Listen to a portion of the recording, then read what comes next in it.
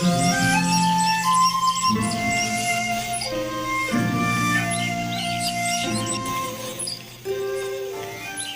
The lord. పరిశుద్ధుడైన యేసుక్రీస్తు వారి జీవం కలిగిన నామంలో అందరికి కూడా శుభాలు ప్రకటిస్తూ ఉన్నాను. గతించిన కాలమంతను కూడా మీరందరూ కూడా క్షేమంగా ఉన్నారని, దేవుడి కాపుదల మీపై ఉన్నదని నేను విశ్వసిస్తున్నాను. మీ కొరకు మేము అనునిత్యం ప్రార్థిస్తున్నాం. Christ miracle world CMW prayer centre ద్వారా అనేక మంది ప్రార్థన రిక్వెస్ట్లు సెండ్ చేస్తున్నారు. మేము చూస్తున్నాం. మీ కొరకు మేము నిరంతరం ప్రార్థిస్తున్నాం. ప్రతిరోజు వాక్యాన్ని విని వాక్యం ద్వారా ప్రార్థన చేసుకుంటున్నాం కనుక ఈరోజు కూడా మీ కొరకు దేవాతి దేవుడు ఒక అద్భుతమైన వాక్యాన్ని సిద్ధపరిచారు. 1 సమూయేలు గ్రంథము 30వ అధ్యాయము 6వ వచనం. 1 Samuel chapter 30 verse 6. దావీదు మిక్కిలి దుఃఖపడెను, మరియు తమ తమ కుమారులను బట్టి కుమార్తెలను బట్టి జనులందరికీ ప్రాణము విసికినందున రాళ్ళు రువ్వి దావీదును చంపుదము రెండని వారు చెప్పుకొనగా, దావీదు తన దేవుడైన యెహోవాను బట్టి ధైర్యం తెచ్చుకొనెను. హల్లెలూయా.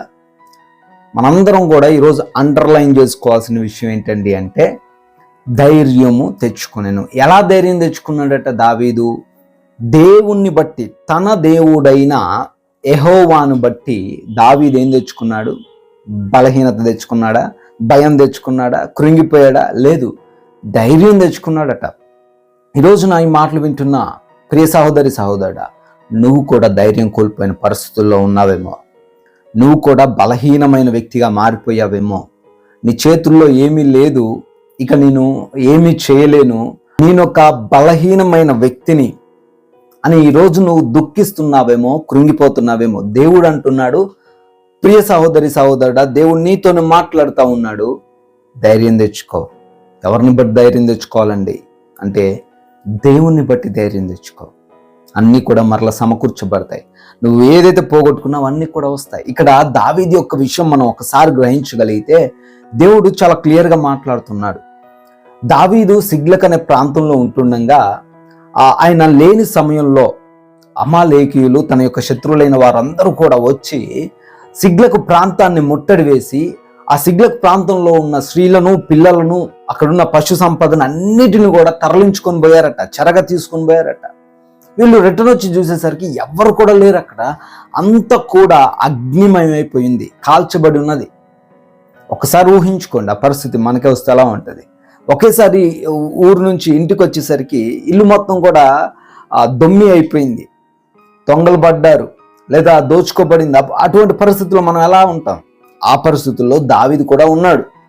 సిగ్లక్ ప్రాంతానికి వచ్చేసరికి మొత్తం కూడా కాల్చబడ్డాయి. ఏ గృహము మంచిగా లేదు, ఏ వ్యక్తి లేడు, ఖాళీగా నిర్మానుష్యంగా ఉంది.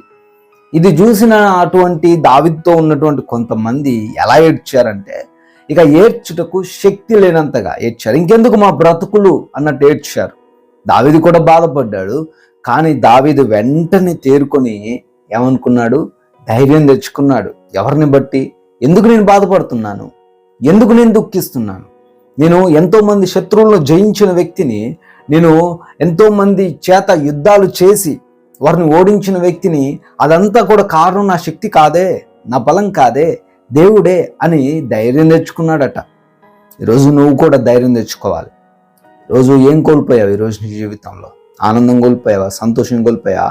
అపవాదిని కుటుంబంలోకి వచ్చి ఎన్నో గొడవలు క్రియేట్ చేశాడు. అపవాదిని యొక్క ఉద్యోగ జీవితంలో, నీ వ్యాపార జీవితంలో, నీ కుటుంబ జీవితంలో నీకు కావాల్సింది ఏదైతే ఉందో అది పట్టుకొని వెళ్ళిపోయాడు. దాన్ని బట్టి కృంగిపోయి కూర్చుంటే పనవదండి. దావీదు ఒక్కడే ధైర్యం తెచ్చుకున్నాడు. మిగతా వాళ్ళందరూ అనుకున్నారట రాళ్ళు తీసుకొని దావీదు వల్ల ఈ కార్యం జరిగింది, దావీదు వల్ల ఈ యొక్క ప్రాబ్లం వచ్చింది మనకి అని చెప్పి రాళ్ళు తీసుకొని కొడదాం అనుకున్నారట. కానీ దావీదు కృంగిపోలే. కొట్టండి, చంపండి, నేను చేయలేను, నేను నీ సహాయం అల్లా. Yes, we can do it. మనం మరలా తిరిగి తెచ్చుకుందాం, మరలా పోగొట్టుకున్న వాటిని తిరిగి తెచ్చుకుందాం అనే విశ్వాసం కలిగి, అది కూడా ఎవరిపైన విశ్వాసం అండి? దేవుని పైన విశ్వాసం. ఈరోజు నువ్వు కలిగి ఉన్నటువంటి విశ్వాసం. కోల్పోయానని, ఉన్నది పోయిందని, ఎగ్జామ్స్లో ఫెయిల్ అయిపోయానని, అప్పుల్లో ఉన్నానని, అయ్యో నా కుమారులు కుమార్తెలు నన్ను విడిచిపెట్టేశారని, నన్ను ఆదరణ చేశారని అక్కడ కృంగిపోతున్నావా? దేవుడు సెలవిస్తున్నాడు, వాళ్ళని బట్టి కృంగిపోకు. నువ్వు ఏదైతే కోల్పోయావో అనుకుంటున్నావో అది నువ్వు తిరిగి తెచ్చుకోగలవు. ఎలా అంటే దేవుని యొక్క సహాయం చేత you can get it back. అన్నీ కూడా నువ్వు తిరిగి తెచ్చుకోగలవు. మనం అదే ఆ అధ్యాయంలో చివరిగా చూస్తే రాయబడి ఉంటుంది, దావీదు ఏదైతే కోల్పోయాడో, వేటినైతే కోల్పోయాడో వాటన్నిటిని కూడా ఏది తక్కువ కాకుండా తిరిగి తెచ్చుకొనెను అని రాయబడి ఉంటుంది. హల్లెలూయా. దేవుడు మీ జీవితాల్లో కూడా ఏదైతే నువ్వు కోల్పోయావో అది ఒక్కటి కూడా తక్కువ కాకుండా you will get it back, మరలా తిరిగి తెచ్చుకుంటావు. నువ్వు ఎవరిపైన విశ్వాసం కలిగి ఉండాలి? దేవుని పైన నమ్మకం. దేవుని బట్టి ధైర్యం తెచ్చుకో. నీకున్న ధనాన్ని బట్టి కాదు, నీకున్నటువంటి శక్తిని బట్టి కాదు, నీ కుటుంబ సభ్యులను బట్టి కాదు, నీ దగ్గర ఉన్నటువంటి అధికారాన్ని బట్టి కాదు, కానీ దేవుని బట్టి ధైర్యం తెచ్చుకో.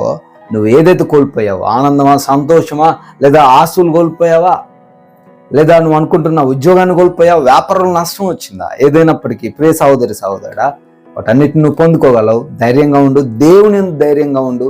దేవుడు నీకు ఆ శక్తిని ఇస్తాడు, బలాన్ని ఇస్తాడు. God bless you. మీ కొరకు ప్రార్థిస్తాను. అందరూ కూడా ప్రార్థనలు ఏకీభవించండి. ప్రేమ కలిగిన తండ్రి స్తోత్రాలు, జీవం కలిగిన తండ్రి వందనాలు. ఎస్ లార్డ్, ఎంతో తండ్రి శ్రేష్టమైన బలమైన మాటలు మాతో మాట్లాడారు నాయన. అవునయ్యా, ఏదైతే బిడ్డలు కోల్పోయారో, ఏదైతే పొందుకోలేకపోయారో, దేన్ని బట్టి అయితే ఈ రోజున చింతిస్తూ దుఃఖపడుతూ బలహీనులుగా మారిపోయారో, అయ్యా వాటన్నిటిని తిరిగి బిడ్డలకు దయచేయండి. మిమ్మల్ని బట్టి వారు ధైర్యం తెచ్చుకుంటుండగా గొప్ప కార్యాలు వారి జీవితంలో దయచేయమని, కోల్పోయిన ప్రతిదిని ఆయన వారికి అనుగ్రహించమని, మీ కృపా సహాయం దయచేయమని అడుగుతున్నాం. ఈ రోజున నాయన ఎవరైతే అనారోగ్యంతో ఉన్నారో మంచి ఆరోగ్యం దయచేయండి. ఎవరైతే ఆర్థికంగా ఇబ్బందులు పడుతున్నారో ఆర్థికంగా ధైర్యపరచండి, బలపరచండి. అప్పులలో నుంచి విడుదల దయచేయండి. అదేవిధంగా ఉద్యోగ ప్రయత్నాలను సఫలపరచండి. అయా ఈ రోజున ఎవరైతే గర్భఫలం లేకున్నారో గర్భఫలం దయచేయండి నాయన. ఎవరైతే బిడ్డలు తండ్రి కుటుంబ సమస్యల్లో చిక్కుబడి ఉన్నారో, తండ్రి మనశ్శాంతి లేని జీవితం కలిగి ఉన్నారో, వారి జీవితాల్లో గొప్ప కార్యాలు జరిగించండి. సమాధానమును, నెమ్మదిని దయచేయండి. అదేవిధంగా ప్రభువా, ఈ సమయంలో అడుగుతున్నా, మా ప్రయాణాలను దీవించండి, మా పనులను ఈరోజు ఆశీర్వదించండి. మీకు మహిమకరంగా జీవించే కృపా సహాయం మాలో ఉన్న ప్రతి ఒక్కరికి మీరే దయచేయమని యేసుక్రీస్తు వారి దివ్యమైన నామంలో ఈ ప్రార్థన అడుగుతున్నాం తండ్రి, ఆమేన్. వాక్యం ద్వారా మీరు ఆశీర్వదింపబడుతున్నారు, మేము నమ్ముతున్నాం. ఆ వాక్యాన్ని మీరు షేర్ చేయండి. దేవుని యొక్క రాజ్య స్వార్థలో పాలిభాగస్సులు అవ్వండి. May God bless you all.